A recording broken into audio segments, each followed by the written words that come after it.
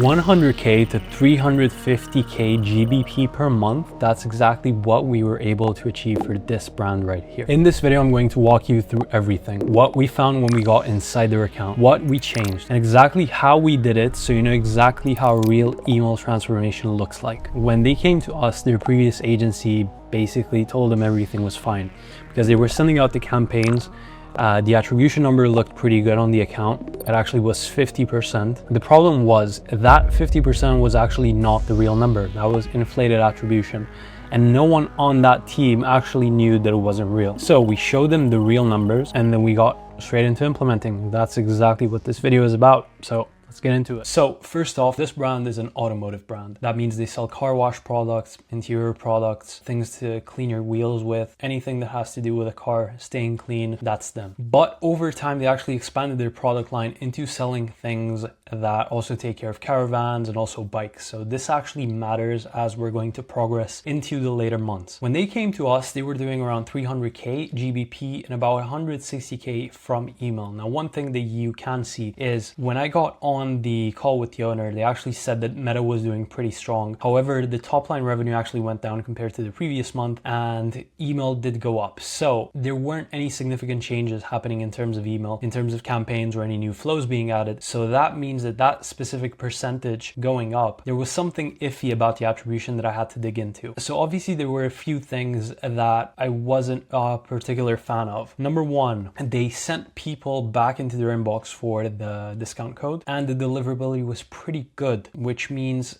there's no specific reason to send anyone back to their inbox unless you're training people to open your emails. And even that's a bit debatable or anecdotal unless you test it out first. And email was carrying pretty strong. It was getting 52%. But the thing is, when I took a look at the account, and I took a look at it deeper, flows doing 96,000, they only had 4 flows live. So they had a welcome, a customer thank you, an abandoned checkout, and then an abandoned cart or browse abandonment. I don't remember which one at this point, but the flows were primitive, right? So 4 or 5 emails in each at max, and they were getting quite a lot of attribution through their very small timing delays. So for example, you would have, let's say, an abandoned checkout flow triggering after 5 minutes, and then obviously that would cannibalize it. Now, a few things that I've noticed as well inside of the account when I hopped in is the specific segmentation when it came to the campaigns. Even though on paper it looked fine, right? So sending to the mainly engaged ones, sending a few VIPs, and then sending it to the sunset segment, aka a win back reactivation type of campaign. In theory, that makes sense. However, their sunset segment was poorly configured. So that almost acted like an engaged 90 days. It was basically a duplicate of their main engaged segment. And then the VIP one was pretty much identical as well, since there was no big profile difference. They were sending to about 40,000 people. And then I think the VIPs was somewhere like 10 to 20K. And as you can see, they had an agency in place before us and it looked pretty fine. Actually, even one of my competitors, it's funny because the owner showed me the call and he said, wow, you guys are doing 50% from email. Like there's not much that we can do. And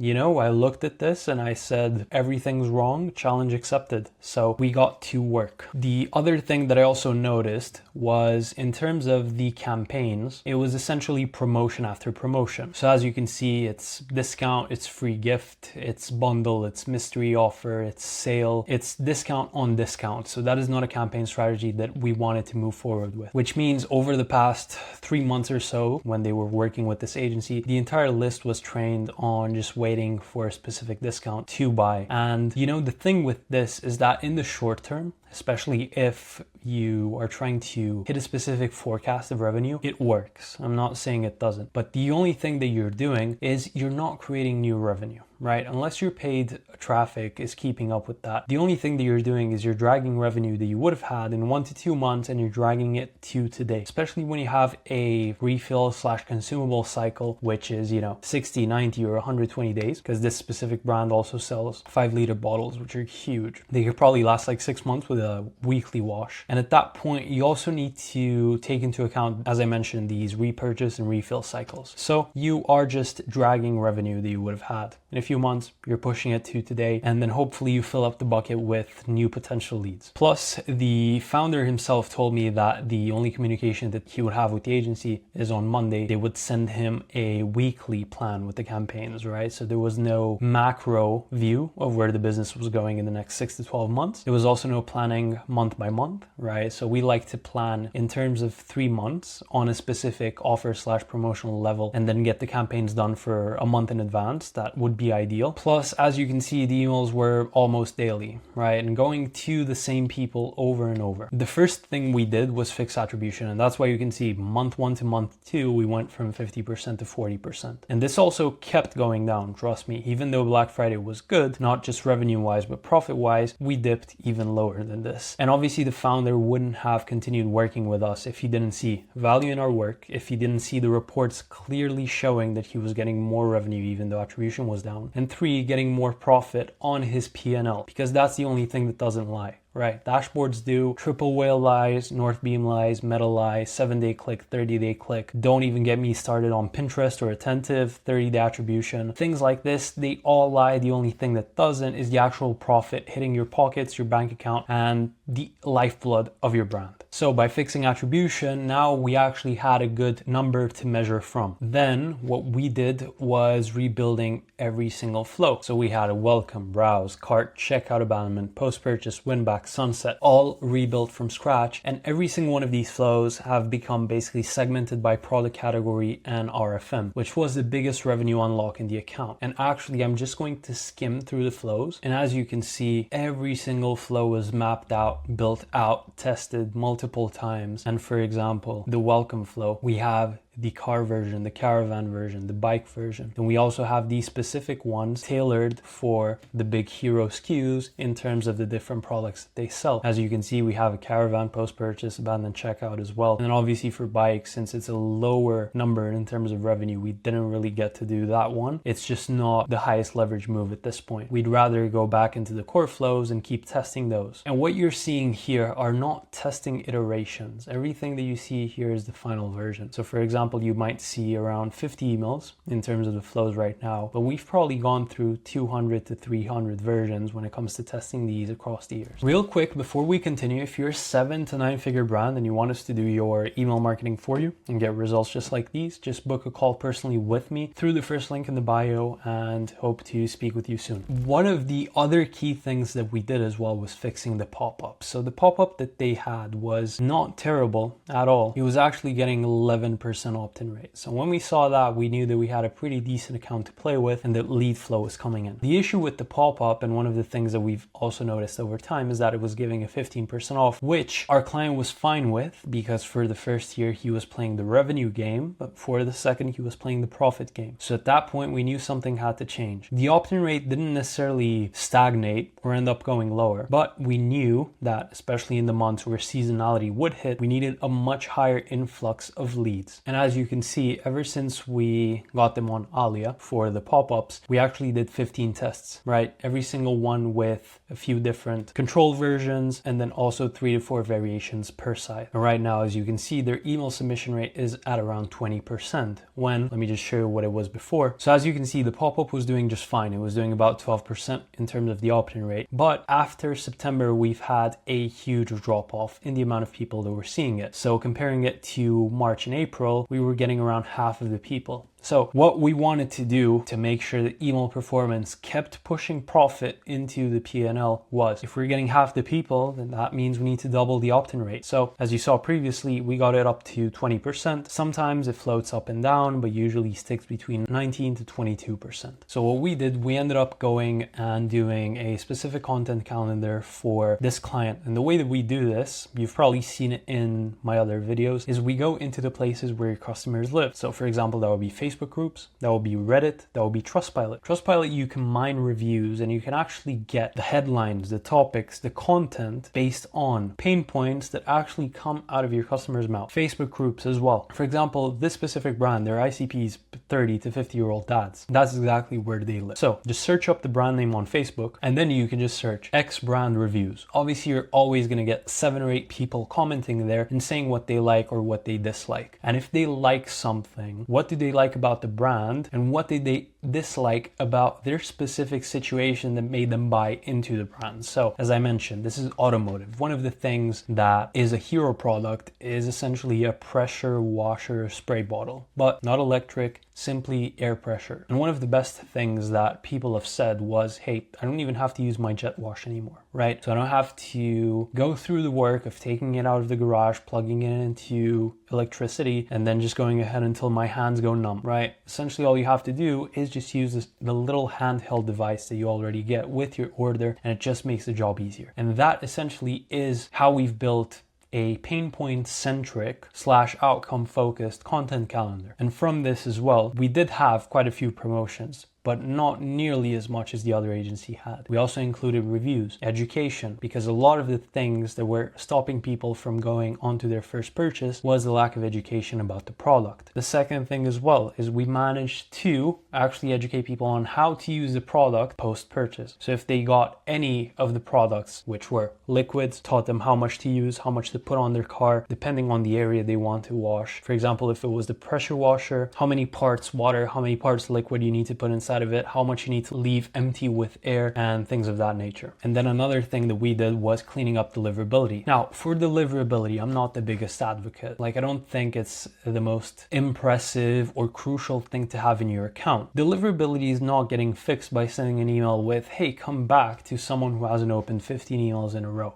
Right? If you disagree with me, please run this test on your account and see if you're getting more than 10 to 15% open rates on those sunset emails. You won't. And plus, you won't be getting any considerable sales. And the second thing as well is it won't positively impact your account. So the way that we typically do this is once they've already gone through a specific time period of opening emails, not clicking, and also not placing an order. This is important because you need to make the distinction between has placed order before or hasn't. Then you just create an auto suppress webhook flow, right? That essentially is just going to put those people inside of a list and suppress those automatically. And a smaller, cleaner list immediately improved the open rates and also inbox placement across the whole account. So while previously most of the emails were landing in promotions, and this was basically seen through number one, spam tests, and what percentage of that was actually going into spam wasn't really high, and then also ghost account tests. So opening 2 or 3 accounts on Gmail where you don't open anyone's email, sending yourself a preview email and seeing where that lands. That is exactly how you get to the bottom of it and seeing where you land first before you move any action into improving this. Now, one of the things that is very important to note is that we did different customers, different everything, and that is something that you need to also take into account whatever you're selling. So we did category A, B, and C. As you can see, it's car, caravan, and then bike. Every single one has dedicated welcome flow, abandonment sequence, post-purchase, and win back, all built around what they actually bought, right? Whether that's the post-purchase, because we have them different for every single one, or a welcome flow or an abandonment checkout email. And on top of this, we have RFM segmentation inside of our flows. VIP customers get a completely different experience from first-time buyers. So lapsed customers sometimes get win-back sequences, not always, because it's not a net positive in the account. And honestly, we see better results by just sending another campaign to the engaged segment and making an extra $5,000 rather than trying to send a win back email. Unless you're running a subscription brand, I just love going off topic. But if you're running a subscription brand, you need to have these win back emails scheduled quite a few times instead of your campaign calendar, because if your list is big enough, you might just reactivate 200, 300 churn subscribers. But for this, they also have a subscription platform, but the number on is just so low that it's worth it to just go from the proven customer journey that we already know, which is 1-time buyer, 2-time buyer, and then massive bottle buyer, right? So the AOV comes from something small into medium, and then it just basically goes into the highest price product that you have, which is pretty good as well, because this brand has low COGS when it comes to that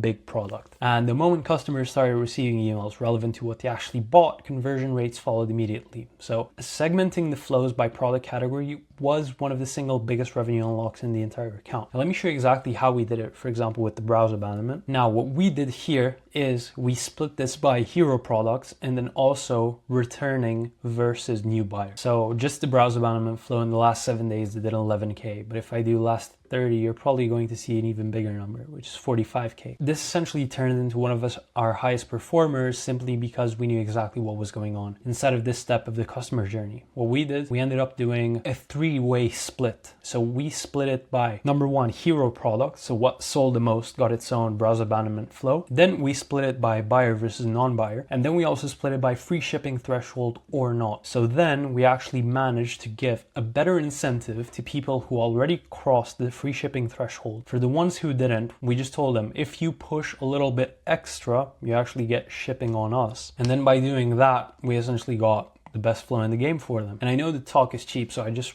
want to walk you through these numbers specifically. This was already January 2025. And guess what? Email attribution was 24%. Did the founder know that we were still doing better than the previous agency, even though attribution was half? For sure, he did. So he just kept staying on with us. And then this is what happened. We hit pretty good Black Friday, didn't we? And then we started the year strong, and guess what? Email was even stronger. And then to top it off, 1.2 million, email was doing 400K. Now, I'm obviously not going to show you results from the past month, but you can take a look. May, 1.1 million, and email sitting at 374K. And three things that actually moved the needle so much were store credit campaigns, right? These are some of the things that a lot of people don't want to run, but that's simply because they haven't found the right structure yet. It's not just the normal store credit campaign. You need to test what products you're going to feature on them. You need to test what the sender name is going to be. You need to test in terms of subject lines, but don't test randomly, right? Don't test, oh, this word is going to perform better than that word. No, you need to know, first off, do these people respond better if they have their name in the subject line? Do these people respond better if they see the savings in the subject line? Do these people respond better if they know what they're going to miss or what they're going to gain? Do these people respond better when they know that there's a time limit set to it? Right? It should be strategic subject line testing until you get to the perfect one. Then also the hero product email. One specific product in the catalog outperformed everything else, right? So we identified it early and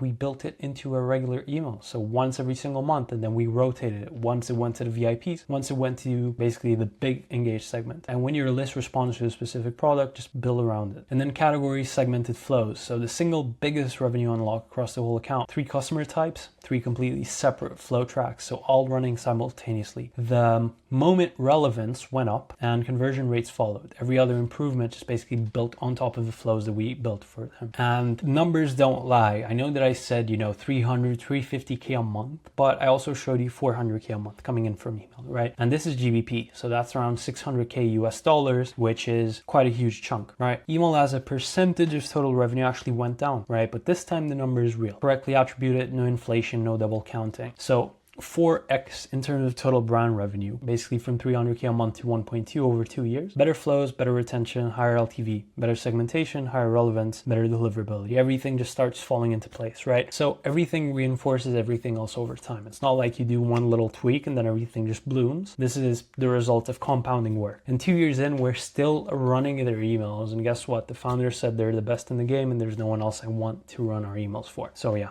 we feel flattered, but that's also the bare minimum for us to be doing the best work that we can. So the brands that grow consistently are the ones that stay consistent. So email is not a one-time fix. It's a compounding system. And if you have that in your mind already, like, you are not going to lose, right? Just give it time and just make sure that you have everything dialed, that you're sending out your best promos to the best people, and that your flows are the best that they can be. And how can you achieve best? By testing. Now, 3 things every brand should take away. So your attribution is probably lying to you. If you don't understand how Klaviyo attributes revenue, you can be sitting at a 50-60% email contribution, while the real number is half of that. Your agency's dashboard is looking fine, and that's not the same as your email actually performing. So audit the attribution before you trust any number. There's also segmentation by product category. That's non-negotiable, right? If you're doing above 500K a month and you have specific hero products that are driving 10-20% of your revenue, make sure that your flows are tailored to that. And then frequency without strategy is going to end up burning your list. So daily emails to the full list with no plans, not an email strategy. It's just how you train people to ignore you. So that's the full breakdown. 100K a month to 400K a month. I need to correct myself now. In real attributed email revenue. Brand revenue went up 4 times. So this is 2 years in and it's still going up. Now, if you want us to do the same for your brand, just book a call through the first link in the description. And if you want to go deeper on the full system used to achieve these results, I made a 1-hour full course that's appearing on your screen right now. Thank you for watching. See you in the next one.